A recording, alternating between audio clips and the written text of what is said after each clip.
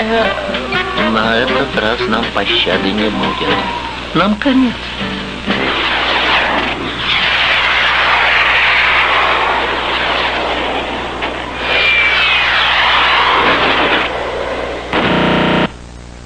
Позволь мне хотя бы выразить свои эмоции.